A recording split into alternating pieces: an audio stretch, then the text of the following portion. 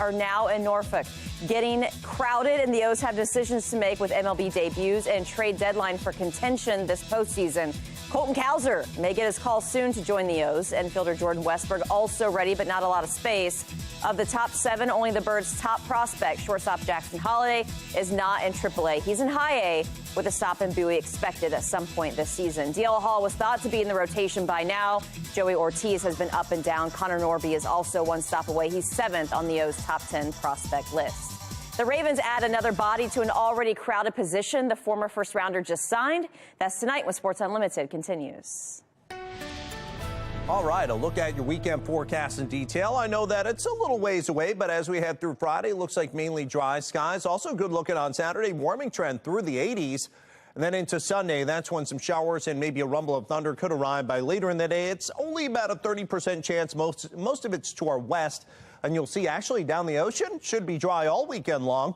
Probably about 10 degrees cooler than around here with water temperatures in the 60s in the Atlantic. But around here, increasing sun for Friday, 80 degrees and low to mid 80s through Saturday and Sunday. Maybe a late storm there Sunday. Coming up on Fox 45 News at 6, Monzi is set to defend its budget request when council member shares his concerns about long-term funding of the relatively new office. Plus, crimes committed by people who've already have outstanding warrants. Well, thanks to new data, we share how often that happens in Baltimore.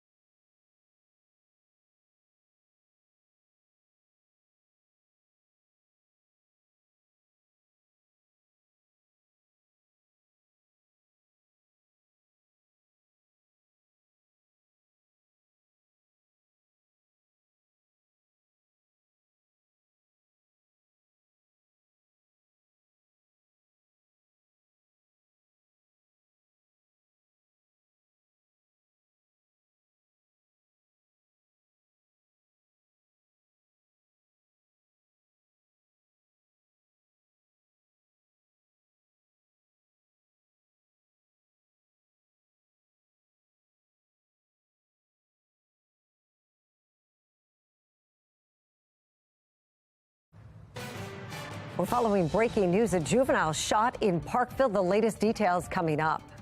A barricade situation in Essex. New details as police continued to investigate a shooting in the area over the weekend. And Fox 45 News keeping an eye on your tax dollars. We're following 2 key public safety departments that will defend their budget requests tonight. Live from WBFF in Baltimore, this is Fox 45 News at 6.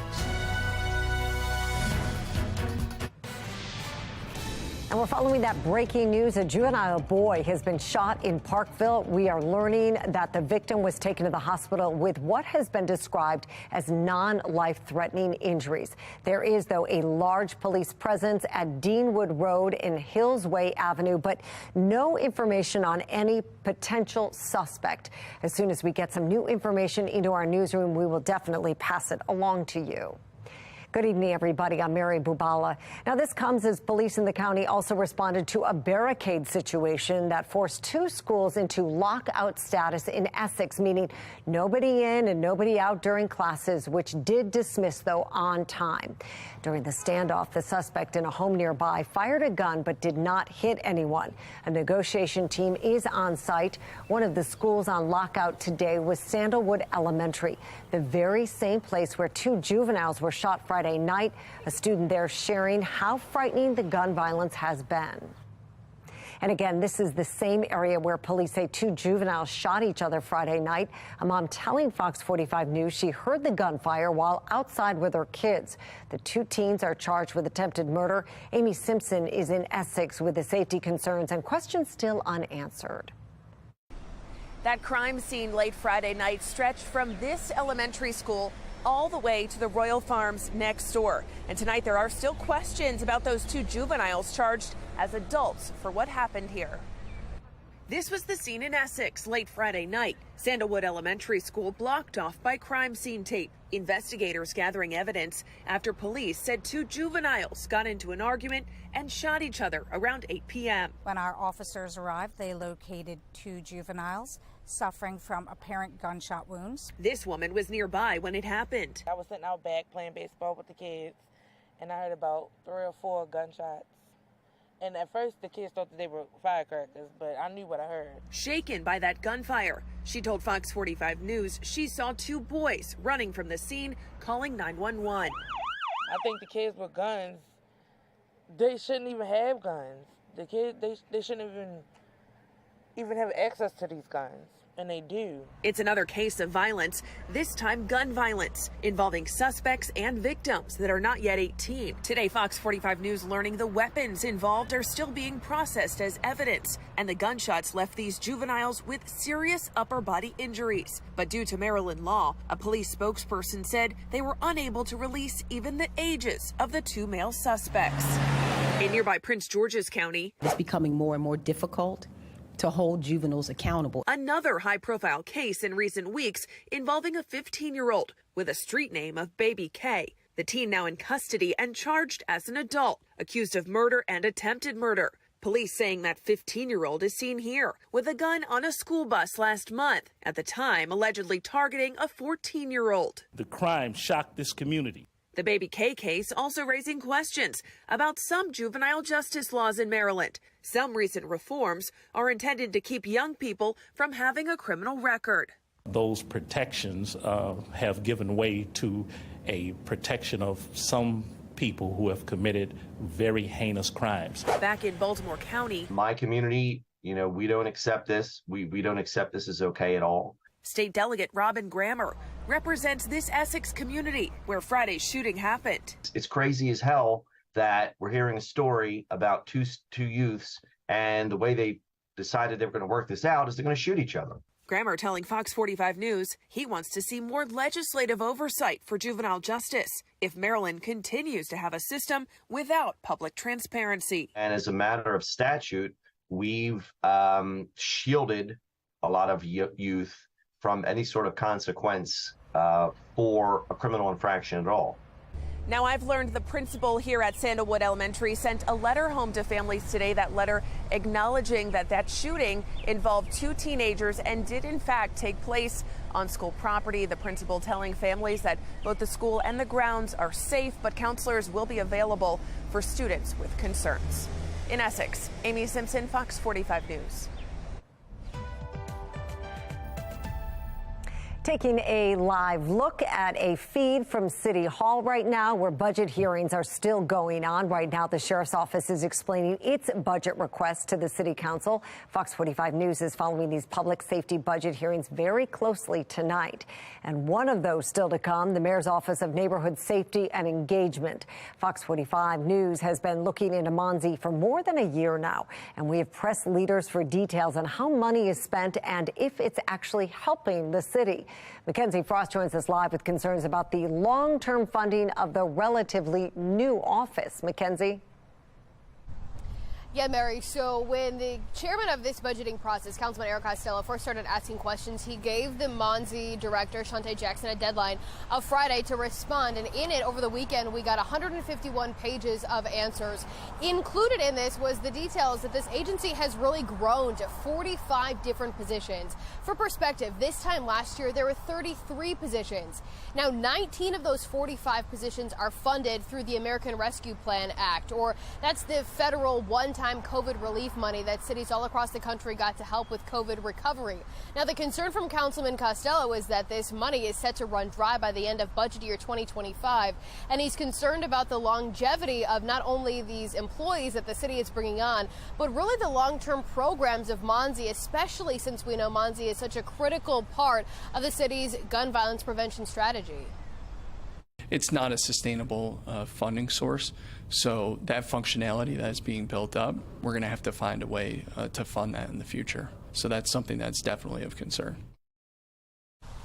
So we're likely going to hear some questions about that tonight during this council hearing. We're also learning more information about just how much the city is spending on staff salaries. Outgoing director Shante Jackson got a promotion at the end of 2022, bringing her salary up to more than $223,000 annually. And if you remember, she's set to leave that position by the end of this month.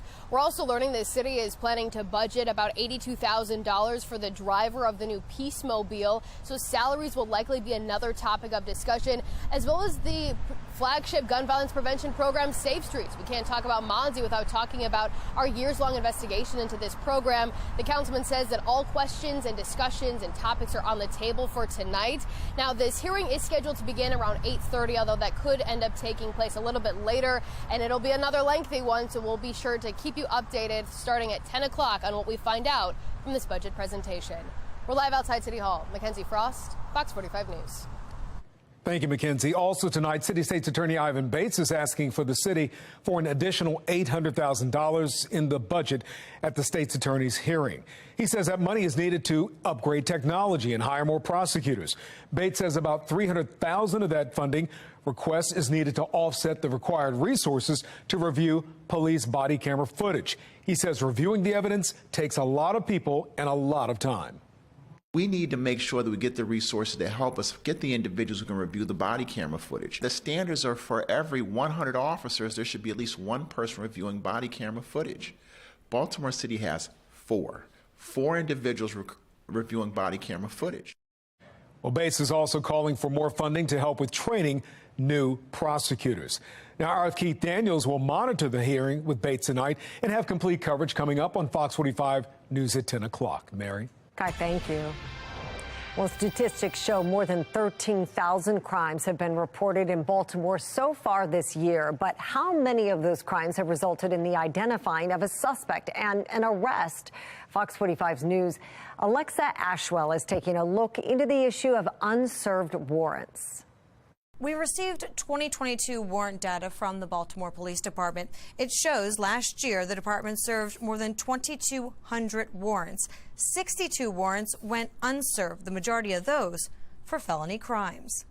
The sentencing of a Merville High School teen in the shooting death of a Baltimore police lieutenant's husband, James Blue III, a reminder of a suspect who seemingly fell through the cracks and continued to commit crime.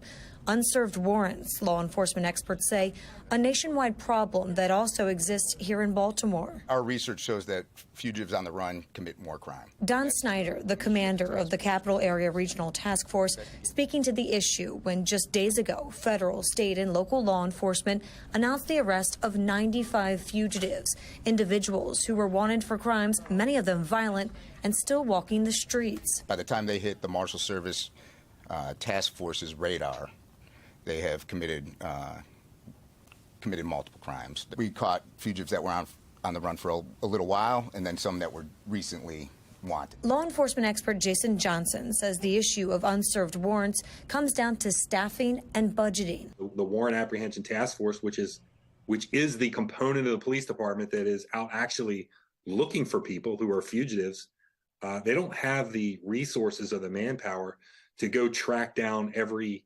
single person with an open warrant. So therefore, you're going to have a lot of people with open warrants that are just going about their business, probably committing other crimes, waiting to be arrested. And it really gets down really to the resources that law enforcement has in Baltimore. In the past, the Baltimore Police Department has said the agency prioritizes warrants based on the severity of the crime. But even some repeat violent offenders falling through the cracks. Back in May, when Baltimore police arrested Terrell Parker on drug distribution charges, court records show the 26-year-old already had 3 open warrants for his arrest, including for attempted murder. One warrant was nearly 6 months old. Baltimore City Sheriff Sam Cogan agrees it's a resource issue. And so we have to look at the resources that are being put into warrants. Since taking office, Cogan says he's more than doubled his warrant apprehension task force, but what kind of warrants the agency serves has not changed. Cogan believes it should. We all need to come together and find a way that we can look at the warrants that are priority warrants, where we have these repeat violent offenders, and all of us do a better job working together to try to get them off the street. Again, this is 2022 warrant data. We did request 2023 numbers. A spokesperson with BPD says they should have that information to us by the end of the week. Alexa Ashwell, Fox 45 News. Saudi Arabia bringing its oil production down to the lowest level in years. I'm Atrell Nashar with what impact it could have on American drivers and when. And if you're thinking of taking a dip in the pool this evening by 7 p.m., we're at 77, 75 at 8 and 72 at 9. Mainly clear skies. Let you know when some rain could be a part of our forecast. Well-needed rain, drought-helping rain. That's in my Weather Authority forecast coming up.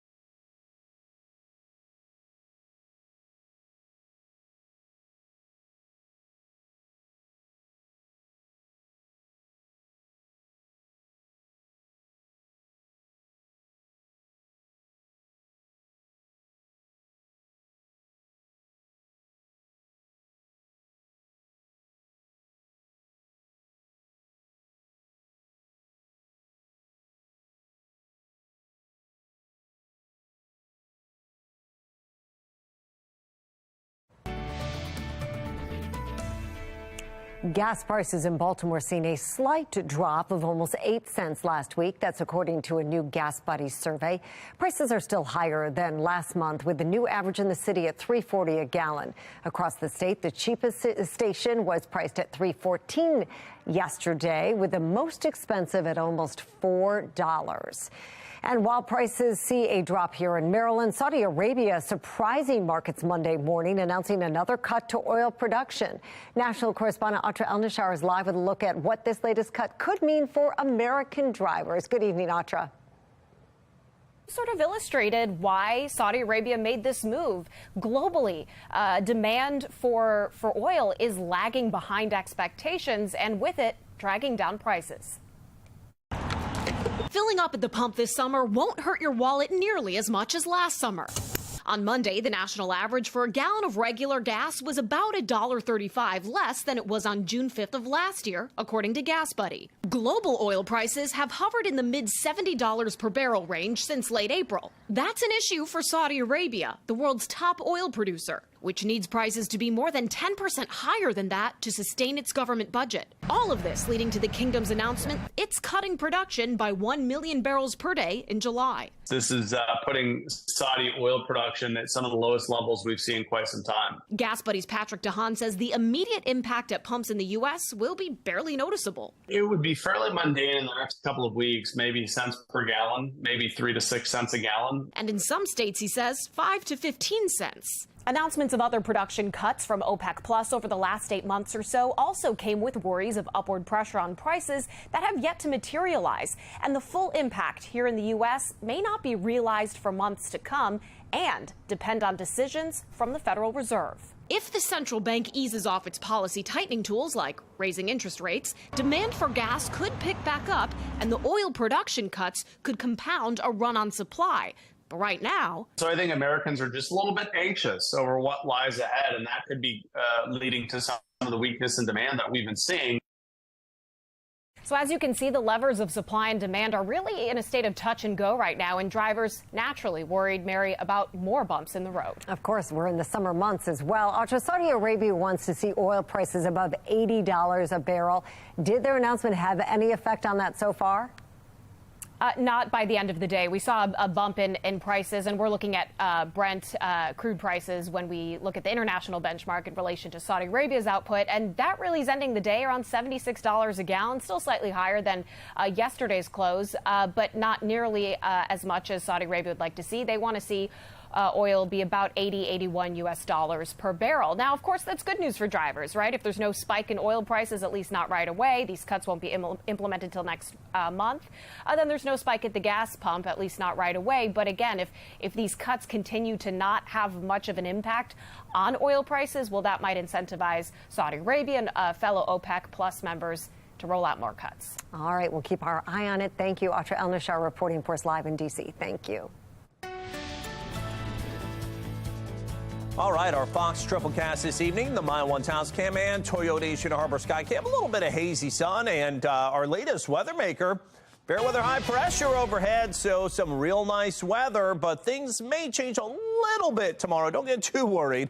80 degrees in Baltimore right now with some partly to mostly sunny skies. Winds out of the northwest at 11 with humidity at 28% and our dew point at 44 degrees. Nice and dry and beautiful. Great for an evening stroll here on the Harbor Walk, but the bad news about all this dry weather that we've been seeing is this, a building drought, a moderate drought now up and down the 95 corridor, including Baltimore City, portions of Harford County, Baltimore County, as well as portions of Anne Arundel County, Howard County. So a lot of our area is under some of this real estate. You'll have to start planning ahead as to how you're going to care for that lawn in the next few weeks, because looks like this isn't changing anytime soon. Temperatures in the mid to upper 70s for most. We're right at 80 here in Baltimore after highs in the low 80s this afternoon. HD radar showing one system off to our north and east. Plenty of rain there in Maine as well as southern portions of Canada. Lots of rain and thunderstorms out to the west of St. Louis, down into the deep south. But here, again, fair weather, high pressure. Nice. But the cold front that's to our north, that is going to be our next system that does move in, and that probably is going to be coming in sometime tomorrow afternoon. But look at all that rain that, again, is up around Canada and Maine, northern New England. That's going to steal the thunder, if you will, no pun intended, of this system. So we could see potentially a stray rumble or a stray shower on into tomorrow afternoon. But I think it's just really going to bring some temperatures down. But that's about it. Not a whole lot of rain, at least maybe until the end of the weekend or early next week. And we'll get into that in the extended forecast. But for tonight, early tomorrow morning, mainly clear skies, looking good, dropping down to about 55 to 60, quickly through the 60s by about 10 a.m. And by noontime, we're well into the 70s, a day probably in the low to mid 80s tomorrow. There's that spot shower maybe, or maybe a rumble into the late afternoon tomorrow evening, but about a 10-20% coverage on that. Mostly clear for tonight, 56. Tomorrow, 87, breezy, very warm, partly cloudy skies. Could see an isolated shower later into the evening. I'm going to let you know how long that chance lasts and how long the next bigger rain chance lasts. That's my exclusive 10-day forecast in a couple of minutes. Weather Window, presented by the National Weather Desk. Strong storms brought this hail to central Pennsylvania over the weekend. The hail damaged some trees, but the rain was needed as May was the driest month on record in the region. In Tennessee on Sunday, some people got more hail accumulation than snow this past winter. And there were dozens of reports of funnel clouds and landspouts in the Texas Panhandle, but no significant damage. Want to see your weather photos and videos on TV? Click Chime In on this station's website to share. A first for the nation coming up, the new alert system making its way to California's State Assembly.